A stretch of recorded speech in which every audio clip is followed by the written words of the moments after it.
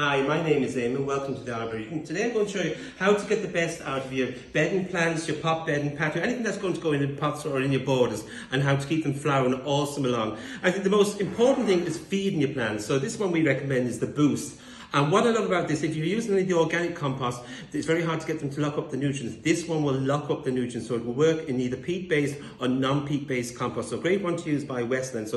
And they recommend you'll get 4 times more flowers if you use this feed. So a really good one, and we think it's a good one to go for. Now, again, as with feeding, you've got to make sure that you keep them watered regularly and deadheading. What deadheading is removing the flowers. Many people think deadheading, so when you have a faded flower, they just pull the flower off. That is no good, because what will happen, the flower still makes the energy going into making the seed pod. So what you do, go right back and just pinch it out.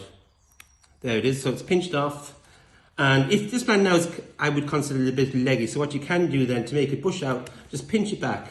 And you find with the low light levels, the plants can stretch a little bit, so that's making it all rounded. And what will happen now is that the plant will bush out and make a good bushy plant. So that's the petunias, very, very easy to look after. Fuchsias. Fuchsias, again, this one, to make it a flower or get more growth, so what I would tend to do with the fuchsias, again, just pinch them out, like that, and it'll make a bushier plant there now. And also if the flowers are faded, anything like that. So that plant now is going to put essentially a more rounded plant. The other ones I have here then as well to keep them flowering, well, begonias. Begonias love the shade. And this one here, you can see, this is the male flower, which is not a very showy flower, and this is the female flower. So what I always do on the begonias, I take away the male flowers. So now it's not wasting its energy producing male flowers.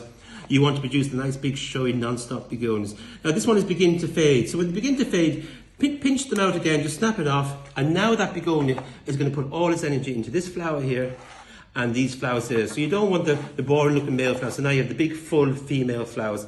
Begonias like moisture. So I always say if you have begonias and you have geraniums, so if you have a shady spot, they're going to love the shade, and then if you have a sunny spot, geraniums are going to love the sun. They thrive in full sun. So you can see the flower stems again.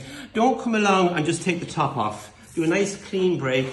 This one you can see it's gone over the flower. So what it'll be doing is making this energy producing. So you go right back and you hear that little snap. So I've taken off that. What I tend to do is make sure the plants are watered and do your deadheading in the morning when the plants are turgid, so they'll snap off nice and easy. So again, you're back to, that's the geranium that's going to produce loads of flowers, not wasting energy making seed. So if you've got your patio tubs contained, you can see there's fuchsia here, the very same again. I see a flower here now is beginning to fade then. So once again, don't take the seed flower out, go right back, and all you do is just pinch it out. There's no tools, I just have your thumb there, nail, and just pinch it out.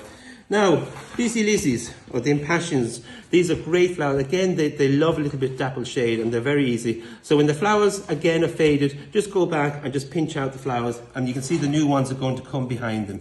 Now, some people don't bother doing, but if you do that, it'll produce lots and lots of more flowers. So any flowers that are faded, just take them out, you pinch them out like that. You say, what am I ruining that poor flower? But what's happening there? You see all the lovely flower buds, they'll all come back again.